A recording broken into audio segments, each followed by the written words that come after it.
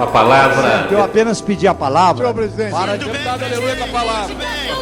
Dou a palavra ao ilustre deputado Valdir. Conceda a palavra ao primeiro orador inscrito, nobre deputado. Olá, começa agora mais uma edição do Frequência Política, o podcast de política feito em parceria pela equipe de análise política da XP Investimentos com o portal Infomoney.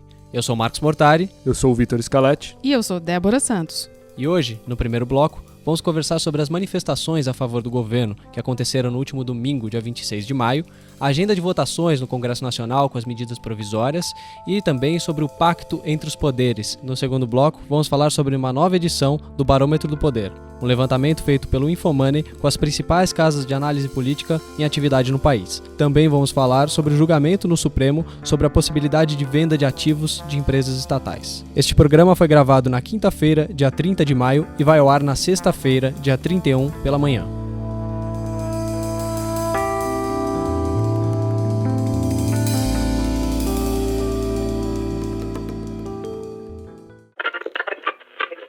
Chamando de política velha, e o presidente compartilhou. Ele disse que as manifestações foram para combater a política velha. Qual é a política velha? É a política do ministro do Turismo, que está no Laranjal e não é admitido? Essa que é a política velha, que está nos pés do presidente da República, para atacar o Congresso Nacional? Alterou o COAF, que era o meu desejo pessoal, da esmagadora maioria da população brasileira, e tenho certeza que a maioria dos senhores senadores, mas o próprio ministro Sérgio Moro já disse que, em nome de algo que é maior, que é a consolidação da estrutura administrativa do Estado brasileiro, que ele, Sérgio Moro, está pedindo exatamente que não seja a questão do COAF algo que vá impedir a consolidação da estrutura administrativa do governo. É uma questão ainda em aberto, que será decidida pelo Congresso. Se for possível manter, ótimo. Se não for, paciência. Ou seja, paciência. O senhor ministro da Justiça diz: vocês que se responsabilizem por isso. O próprio ministro, nesta declaração pública, meu líder Eduardo Braga, meu caríssimo líder Eduardo Braga, ele se contradiz com a carta que Vossa Excelência, presidente Davi, acabou de fazer a leitura aqui. Nós ficamos diante de uma pergunta: a quem nós devemos ouvir? O presidente da República com essa carta que foi lida nesse momento? Ou o ministro da Justiça, com a declaração que acabou de fazer lá de Portugal, veiculada em todos os meios de comunicação aqui? Hoje pela manhã, tomando um café com Dias Toffoli, palmeirense como eu, bem como com o Davi Alcolumbre e o deputado Rodrigo Maia, presidente da Câmara, eu disse para o Rodrigo Maia: com a caneta eu tenho muito mais poderes do que você. Apesar de você, na verdade, fazer as leis, né, eu tenho o poder de fazer decretos. Logicamente, decretos com fundamento.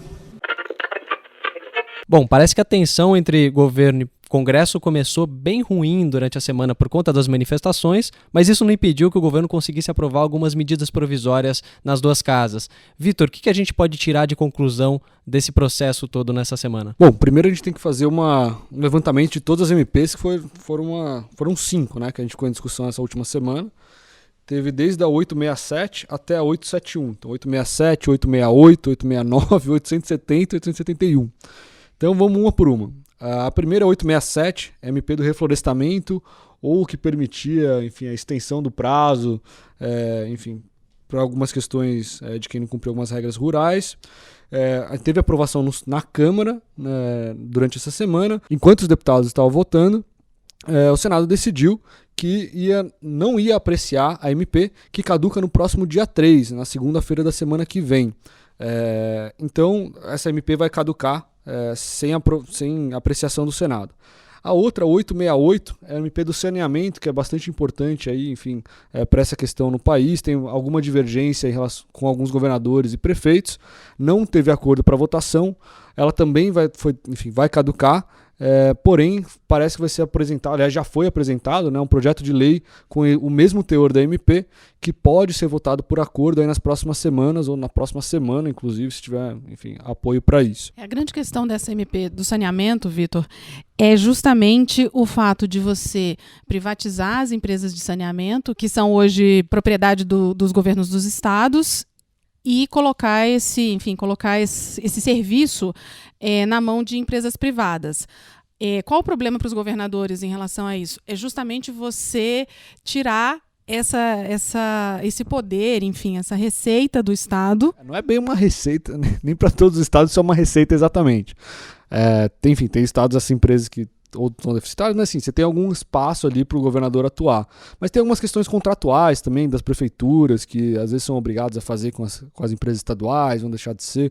Tem algumas resistências no projeto que, enfim, tem que ser discutidas, estão sendo discutidas, e por isso não teve esse acordo. É uma negociação mais cara também, considerando que agora você tem estados com dificuldade fiscal, você tem muitos estados que estão querendo segurar ali o que tiver, mesmo que não seja, enfim, um ativo dos melhores, mas os estados estão querendo segurar o que tem nesse ambiente de economia ruim, né? Exato. Bom, continuando a lista das MPs. 869, a MP que cria a Autoridade Nacional de Proteção de Dados. É uma complementação a uma lei que veio do ano passado. Foi aprovado nas duas casas, enfim, vai entrar em vigor. Mantém o poder de lei, né? E 870, da organização dos ministérios, acho que essa a gente pode gastar um pouco mais de tempo falando depois. E a 871, que é a MP das fraudes, ou do combate às fraudes no INSS. Tem outras coisas no meio, mas ela é conhecida como MP do combate às fraudes. Era, enfim, para ser votado hoje no Senado, foi aprovado pela Câmara na noite de ontem, na quarta-feira.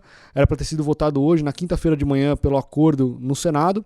E teve uma quebra desse acordo no Senado e a votação ficou para o último dia, então vai ser feita uma sessão que vai começar às 4 horas da tarde, na segunda-feira, do dia que vai caducar a MP, caso não seja aprovada. Então vai ser com emoção. Mas acho que vale a pena a gente discutir um pouco algumas dessas MPs, principalmente a 870 e a 871. A 870 foi a MP que deu toda essa confusão do COAF, da União dos Ministérios. Foi a MP da reorganização, foi a primeira MP do governo Bolsonaro, que basicamente colocou ali o jeito que ele gostaria de ver o Planalto organizado, né?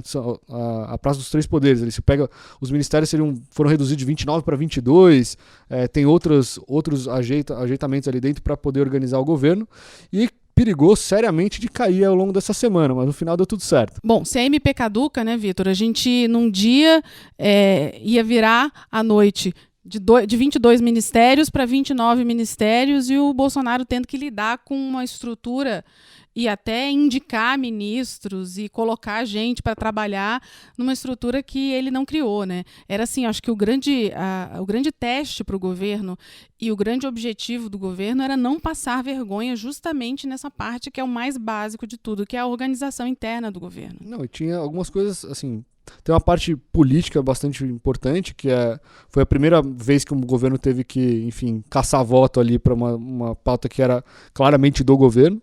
Ele teve que defender, ou pelo menos arbitrar alguns pontos, e acho que o principal, com certeza o principal ali politicamente foi o COAF.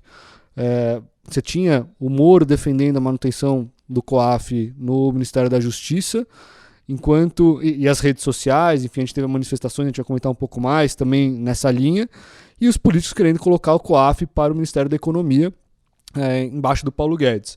E aí você teve que o Bolsonaro tendo que arbitrar, ele no último minuto ali mandou uma carta para os senadores defendendo a manutenção do COAF no Ministério da Economia, politicamente um movimento relevante do presidente, assim, ele mostrou, o Bolsonaro fez política ali. Acho que é uma coisa que a gente é digna de nota, é importante ressaltar também. O Bolsonaro interviu porque ele percebeu justamente o cheiro de que podia acontecer, enfim, podia ter a caducidade, né, podia expirar essa MP, e aí ia ser uma grande bagunça. Você imagina, assim, coisas de ordens do dia a dia, né? Você imagina Os ministérios foram fundidos, planejamento, economia, né? Planejamento, fazenda dentro da economia. Imagina você pegar secretarias que já foram unidas, já foi uma bagunça para unir, já não está pelos relatos que a gente tem ali de várias áreas dentro do governo. Isso é um problema interno muito grande ali de ordem administrativa normal, do dia a dia de fluxos, etc. Aí imagina isso aí revertendo tudo de novo. Então o governo ia ficar parado de novo até se reorganizar para o jeito anterior. Ia ser uma grande bagunça. Não, e foi uma postura bastante pragmática, porque a gente viu nas manifestações do dia 26 de maio muita cobrança para que o COAF fique com o ministro Sérgio Moro, Super Moro, enfim, que vai atuar nesse combate à corrupção, nesse combate ao crime organizado, e o COAF é um órgão super importante para isso. Até aí tudo bem, mas o governo pensou pragmaticamente, no sentido de que, até nesses últimos 5 meses até agora, o ministro Sérgio Moro praticamente triplicou a quantidade de funcionários no COAF, colocou gente dele lá, aparelhou o órgão, melhorou várias questões de fluxo de processos lá dentro, aumentou a capacidade de trabalho do COAF. Tirá-lo do Ministério da Justiça e colocar no Ministério da Economia é uma questão basicamente de alocação. O trabalho que vai ser feito lá de uma forma um pouco mais ampla do que vinha sendo feito vai continuar, seja na Justiça ou na Economia. E ainda o governo teve uma sacada e uma saída muito inteligente e do ponto de vista administrativo mesmo, de propor uma portaria para oficializar o fluxo de informação entre o Ministério da Economia, o COAF, no Ministério da Economia, e o Ministério da Justiça. Ainda que o Paulo Guedes ele não fala isso com todas as letras, mas claramente não tem nenhum interesse, nem tempo, né? Vamos ser bem honestos. O Paulo Guedes tem uma série de questões ali embaixo dele, muito relevantes para decidir. O Moro, enfim, fez todo esse trabalho no COAF. O Paulo Guedes, assim, publicamente não mostra nenhum interesse em tocar ali o dia a dia. Não, e nos bastidores, a informação que a gente tem é que o Moro está super alinhado com o Paulo Guedes nesse sentido. O Moro assinou aquela carta, ele não faria isso se não tivesse esse alinhamento, assinou aquela carta que foi enviada pelo presidente Bolsonaro ao presidente do Senado, Davi Alcolumbre, que ele leu na hora da votação, enfim, falando sobre essa questão do COAF. Acho que assim, uma bela atuação do governo, fez política e priorizou o que precisava priorizar, que era a estrutura do governo, entendeu? Deixar caducar simbolicamente, politicamente, deixar caducar a MP que estruturou o governo, que deu a cara do Bolsonaro ao governo, era muito mais prejuízo do que fazer essa arrumação e deixar o COAF onde está. No entanto, assim, a mensagem do Centrão ficou, né? O Moro foi derrotado, no final ele foi obrigado, junto com o presidente, ali a fazer esse movimento, mas assim, claramente foi um recado e o recado foi dado. E eu acho que dá para interpretar esse recado do Centrão também na MP 871, né? Que é a das fraudes. Só um detalhe, Vitor, que também fica o recado do Centrão, mas um recado que o bolsonarismo também pode usar quando for para a rua, quando for ali estimular as suas bases e o seu eleitorado, porque vai sempre poder criticar o Congresso, assim, quando não tiver o que falar do Congresso, vão sempre poder levantar esse tema e criticar o Congresso dizendo, olha, tá vendo? O Congresso não quer saber de combate à corrupção, porque quando a gente foi à rua e pediu para deixar o COAF no Moro, eles preferiram manter a posição deles, o governo teve que ceder e tal, então assim, vai ser sempre aquele pontinho ali, aquela feridinha ali para o bolsonarismo colocar o dedo. E na 871, na MP das fraudes, ela ficou para o último minuto, enfim, a gente vai ter que ver na segunda-feira como é que vai ser a votação. Tinha um acordo para votar hoje no Senado, o acordo foi quebrado. Isso não é a coisa... enfim, a gente não pode falar também que é muito incomum, mas claramente também não é o do dia a dia. Os acordos políticos, em geral, são cumpridos. E se não foi cumprido é porque tem algum motivo, né? No final, foi o Álvaro Dias que acabou derrubando o acordo. Não que ele tenha muito poder de articulação ali dentro do Senado, muitos votos. Mas ele pôde pedir a contagem ali do número de senadores, que não estava muito elevado mesmo numa quinta-feira.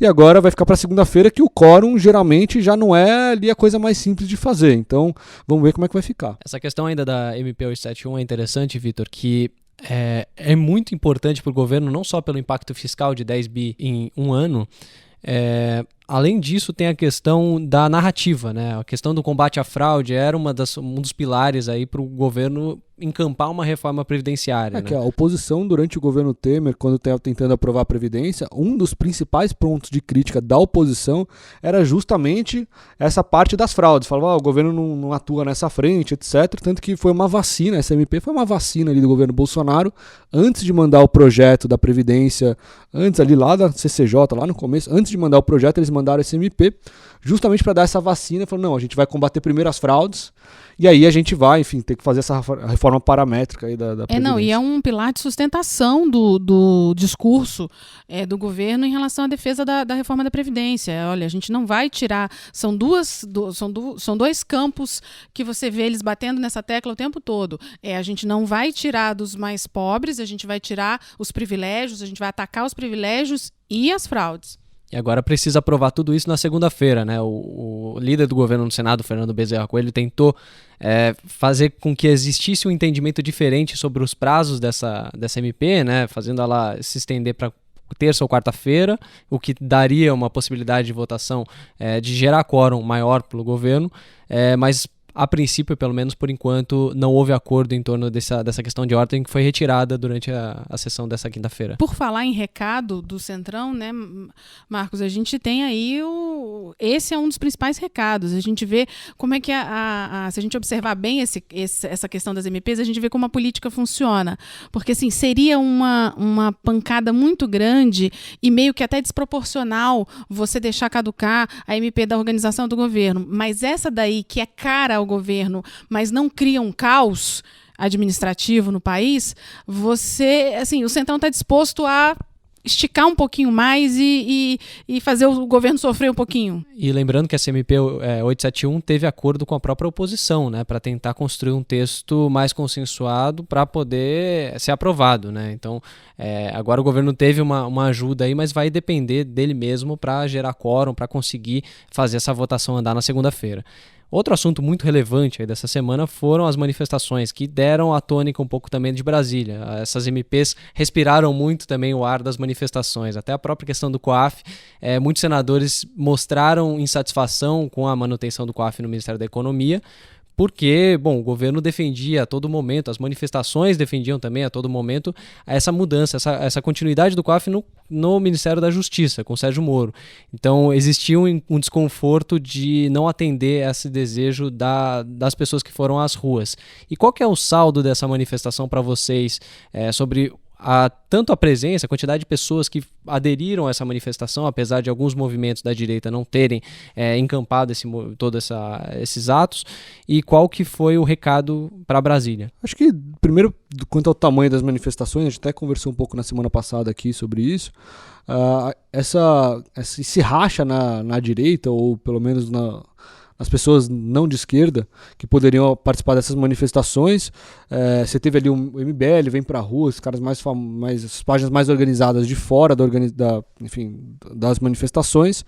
No entanto, deu gente, né? Apareceu gente suficiente ali, assim, não foi nem um número tão grande que o governo tivesse um problema na mão do que fazer com uma manifestação gigantesca, que assim, um mote inicial ali pode ter mudado ali no final, alguma coisa, mas teve, né, crítica aos políticos de maneira geral, algum conflito ali com o judiciário, alguns pontos como COAF, etc. Seria um problema se a manifestação fosse muito grande. Como é que o governo ia atuar com isso?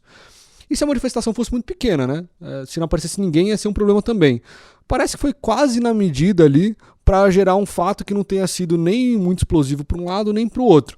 Então a vida política em Brasília, claramente os políticos tradicionais ali não estão felizes em verem seus bonecos na rua, mas também não foi nada que tenha destruído as pontes, que também, confesso que também já não existia muito ali em Brasília. A gente tem que pensar, Vitor, essas manifestações, eu acho que num crescendo ao longo da semana, né? A gente teve as manifestações do dia 15 de maio, e eu acho que meio que a partir delas, o governo, e principalmente o núcleo duro ali do presidente Bolsonaro, quis dar uma resposta àquelas manifestações que se opuseram ao contingenciamento dos recursos no Ministério da Educação e tal, e a coisa começou meio que como uma revanche no início da semana, né? E aí acho que, enfim, foi caindo uma ficha ali do governo de que talvez aquele não fosse um tema, essa revanche, essa coisa de eu quero que vocês também demonstrem que vocês estão apoiando aquilo que eu estou fazendo, né? Eu quero que o povo demonstre que estão apoiando o presidente da República, não fosse um tema que fosse chamar tanta atenção. E aí eu acho que o governo, assim como já provou que é um bom leitor de redes sociais e se move bem nesse ambiente, foi lá e pensou, bom, que pauta então que eu vou? E aí a manifestação passou de ser um ato a favor de alguma coisa, assim, de um governo, de uma pessoa, de uma coisa mais etérea, para ser a favor de pontos que esse governo defende. Eu acho que aí foi o divisor de águas para o Bolsonaro conseguir colocar esse pessoal na rua. Foi a manifestação a favor da reforma da Previdência, a favor do COAF com o ministro Sérgio Moro, e a reforma da Previdência para criticar a postura do Legislativo e algumas posturas do Judiciário. E tiveram as manifestações contra o governo. Dessa quinta-feira, enquanto a gente está gravando o podcast, as manifestações estão ocorrendo, então a gente tem as informações até a tarde de quinta-feira, pode ser que à noite tenha alguma coisa muito diferente, mas com o que a gente tem avaliado até agora, tanto de redes sociais até a parte da manhã, como que a gente tem visto também os movimentos de rua ao longo do dia de hoje, a manifestação tem sido bem menor do que foi a manifestação tanto do dia 15 quanto do dia 26. Para ser bem justo também, os próprios organizadores hoje de manhã, quando entrevistados, etc., também já estavam reconhecendo que esse deveria ser o saldo, de que é importante colocar na rua, defender a pauta, etc., mas que eles também já não estavam esperando manifestações do tamanho do ocorrido na semana anterior, de um lado ou para o outro. Tá? Então, assim, acho que a gente tem que tomar um pouco de cuidado, ou pelo menos os organizadores das manifestações de um lado e do outro precisam tomar um pouco de cuidado também, que o humor político não está lá muito maravilhoso, mas também não está inflamado ao ponto de a gente conseguir fazer manifestações seriais muito grandes e crescentes, né? Acho que a gente não chegou nesse ponto ainda. A gente está vendo aí uma temporada assim, de povo na rua, de manifestações, mas eu acho que tende a ser um movimento não tão intimidador quanto as pessoas esperavam que fosse na semana passada ou na semana anterior. A gente viu, enfim, o Congresso, muitas pessoas acreditaram esse distensionamento e esse fluxo de votação das MPs à cobrança nas manifestações. Mas, assim, é fato que essas MPs seriam votadas em algum momento, independentemente das manifestações, e que o comportamento do Congresso está sendo levar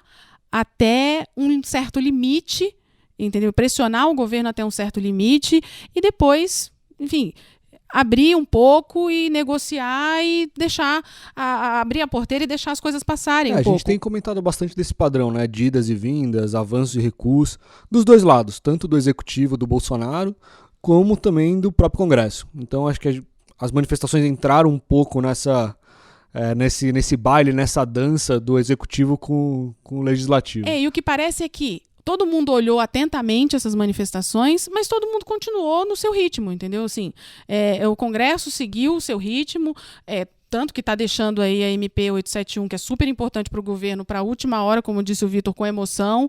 O próprio Supremo também está seguindo o seu ritmo, já tinha uma pauta econômica para esse final de semestre e está mantendo essa pauta econômica.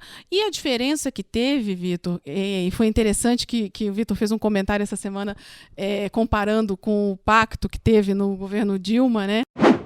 As ruas estão nos dizendo que o país quer serviços públicos de qualidade, quer mecanismos mais eficientes de combate à corrupção que assegurem o bom uso do dinheiro público. É muito bom que o povo esteja dizendo tudo isso em alto e bom som. Cabe a cada um de nós cumprir essa nova e decisiva dimensão da vontade popular. Eu trago propostas concretas e disposição política para construirmos pelo menos 5 pactos em favor do Brasil.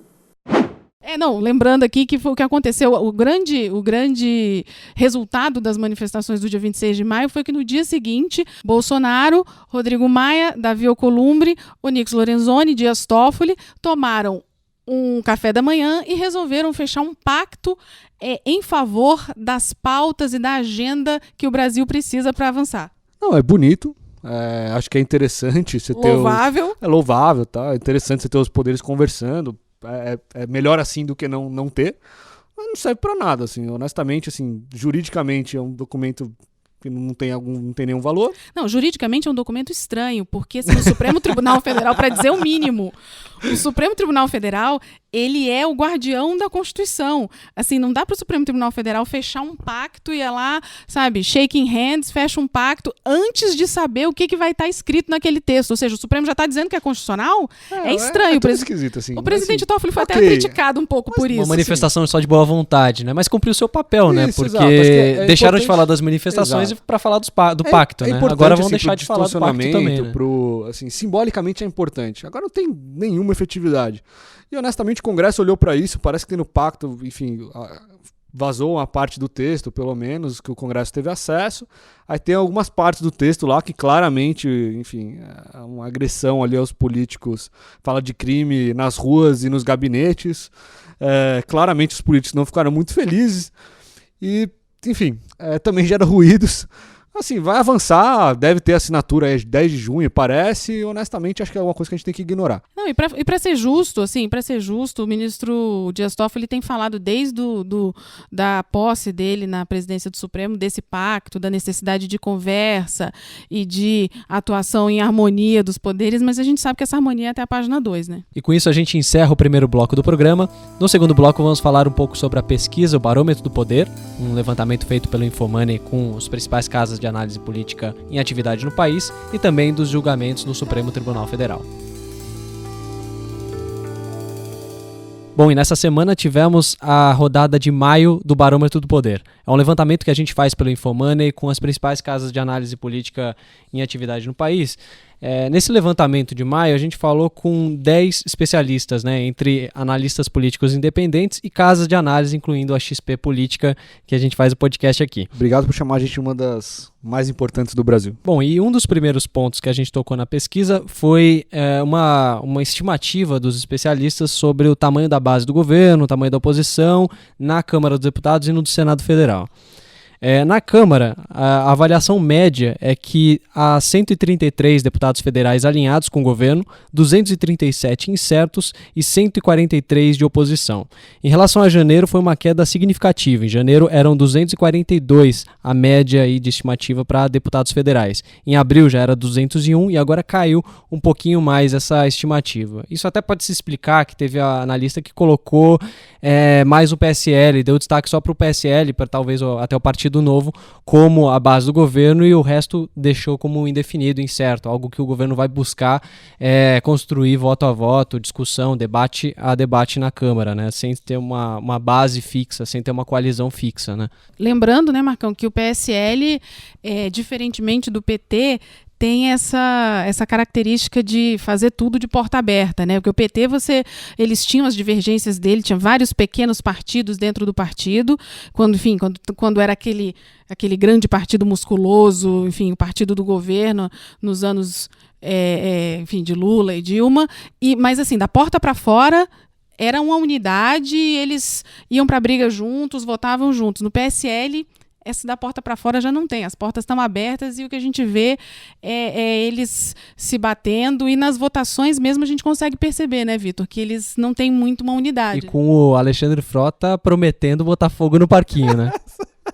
Olha, vamos deixar registrado que Vitor Scaletti não quer falar sobre Alexandre Frota. Saindo um pouquinho do Salão Verde, no Senado Federal, a estimativa é de 23 senadores alinhados com o governo, a média desses analistas, 39 incertos e 19 de oposição. O mesmo movimento de queda na Câmara, da base do governo, dessa estimativa, aconteceu no Senado, né? Em janeiro eram 38 senadores, essa média de parlamentares que estavam alinhados com o governo.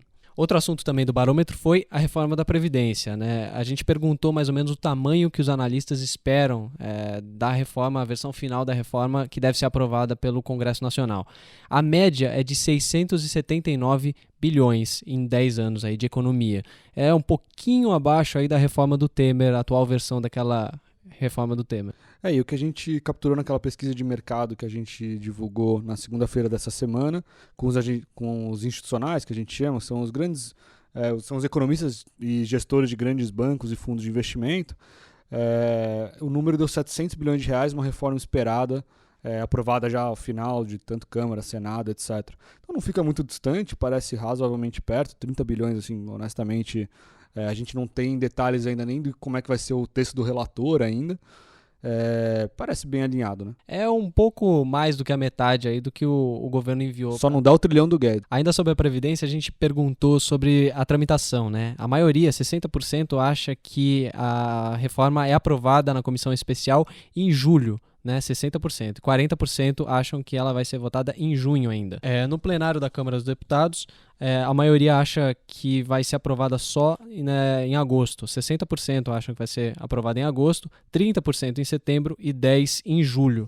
E no Senado Federal, 60% acreditam que a reforma vai ter tramitação concluída em novembro, 30% em outubro e 10% em setembro. Só vale a ressalva que esse calendário, enfim, a gente também participou da pesquisa, mas que o calendário ele tem andado ao longo do tempo, né? Uma coisa que a gente, enfim, nós, as outras casas e o próprio mercado, enfim, na pesquisa que a gente faz com o mercado também, a gente também veio capturando esse movimento, que é o consenso no começo do ano é que a reforma tivesse aprovada no primeiro semestre.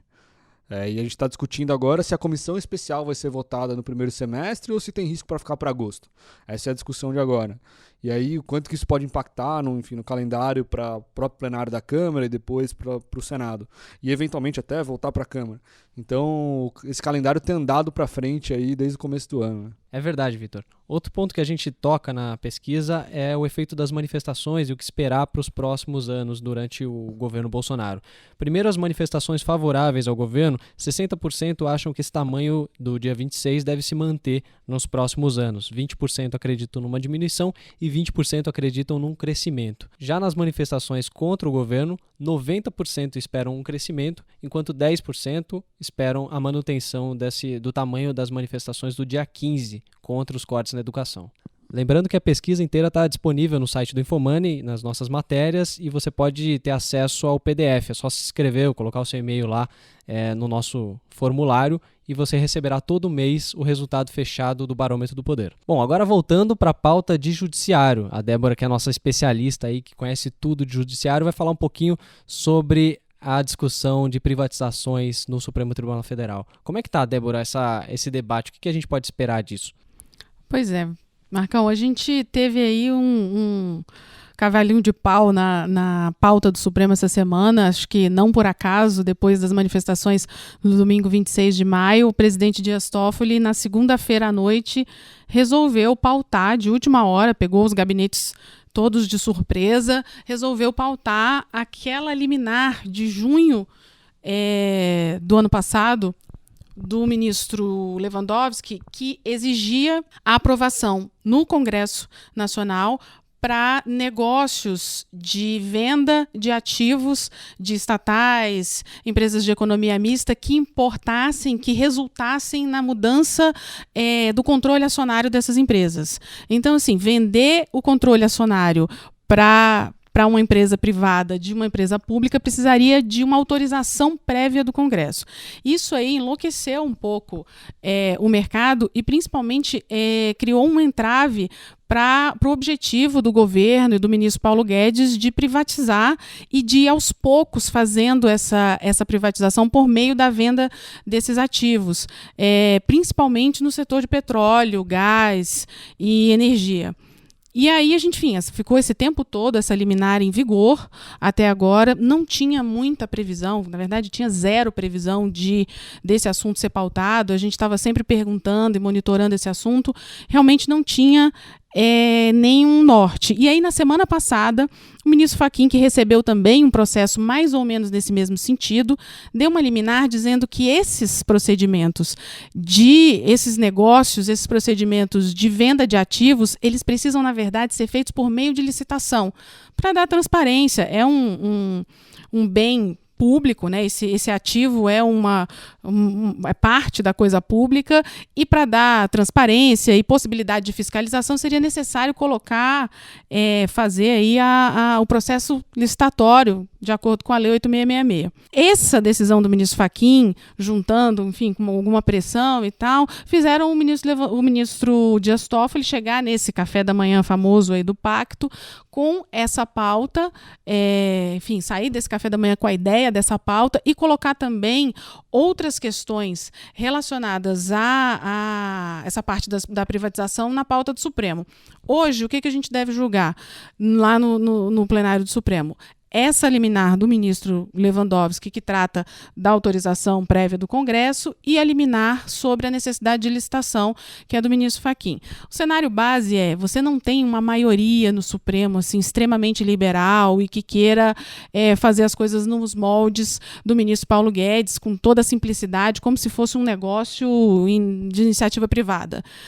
Você tem ali um núcleo, Toffoli, Gilmar Mendes, ministro Fux, que tem um pouco essa visão nesse sentido mais liberal, mas você tem ali um núcleo também pequeno de ministros que concordariam com o ministro Lewandowski nessa visão de travar um pouco mais o processo e deixar esses negócios um pouco à mercê do Congresso Nacional, do humor do Congresso Nacional. E é justamente esse risco que coloca a maioria dos ministros da corte numa linha mais cinzenta.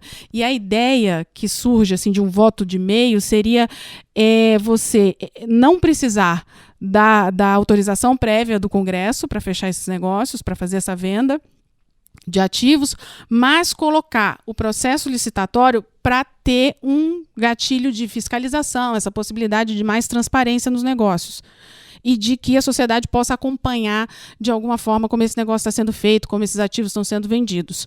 E então a gente acha que deve encaminhar mais ou menos nesse sentido. Provavelmente a gente já vai ter um resultado do julgamento quando o podcast estiver publicado, mas enfim, vamos ver aí o que vai acontecer. E tem aí outras questões na pauta, e uma delas importantíssima é aquele decreto do ex-presidente Michel Temer que tratava da cessão de áreas de exploração de petróleo, gás natural e tal, que também entrou na pauta ontem, também de última hora. O ministro Toffoli quis fazer ali um conjunto, ali um pool de ações nesse setor energético, e não deve ser julgado nessa semana, deve ficar para a semana que vem. Bom, agora chegou o nosso momento fora de pauta do podcast Frequência Política, e para começar a gente tem um áudio especial de Brasília para compartilhar com vocês.